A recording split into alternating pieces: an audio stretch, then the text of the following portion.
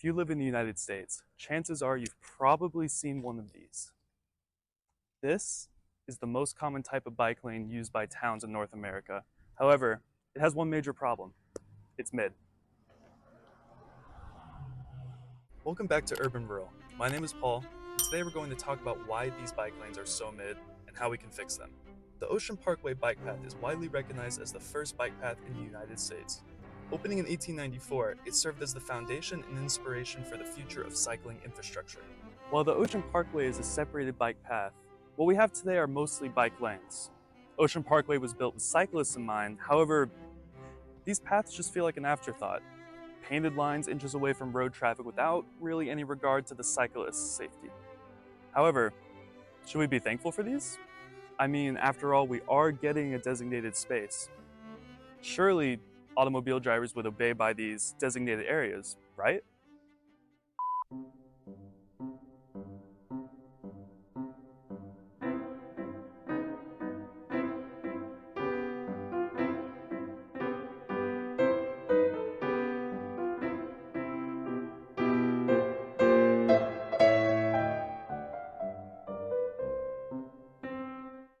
Okay, we've talked enough shit about these lanes. Let's see how we can fix them.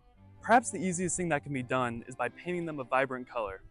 Obviously, this is not going to stop cars from driving into them. However, having them as bright blues or greens like this one is likely to make the driver notice them more. And that's half the battle. Another thing that can be done with paint is adding something we call a buffer. This is simply further enlarging the gap between the cycle traffic and the vehicle traffic. Now, these can be done with paint, as in this example, or they can also be done with items called bollards, or simply adding a concrete curb. Now, while these vastly improve the area, there are no fail-safe against vehicle and cyclist collisions. However, definitely a step in the right direction.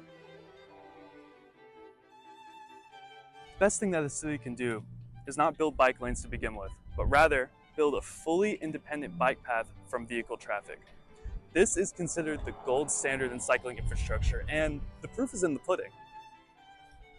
In Rethinking Streets for Bikes, an evidence-based guide to 25 bike-focused street transformations, the California Route 44 bridge in Redding was decaying and in need of replacement. When replaced, an entirely separated bike path was added to the northern end of the bridge, connecting the two wetland areas on the banks of the Sacramento River. In a recent survey, Redding found that since the addition of the protected bike path, 62% of the respondents reported biking more often, while 30% reported walking more often. More than double the bicyclists just came because a safe place was offered for them. I'll leave a link to the guide in the description below. You may recognize one of the authors of it, Dave Amos of City Beautiful. I'll leave a link above to his channel, where he has several great videos discussing bike lanes. While these paths are definitely the most ideal, they're not always the most practical. They are expensive and a lot of times not applicable. Governments don't want to spend all their money tearing up people's yards to add independent lanes.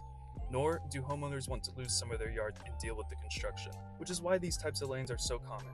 It is a lot easier and allows cities to use already existing infrastructure. If I'm being honest with you all, I have a love-hate relationship with these types of bike lanes. While I'm weary of the dangers, should we all be grateful that they're here to begin with? Or should we strive for something better? Let me know down in the comments below what you think. Would you all ride in these types of lanes? Huge thanks to the city of Conway for having nearly every type of bike lane available. Check out their future developments page, they're doing some great things. Thank you for watching, stay safe, and explore your cities.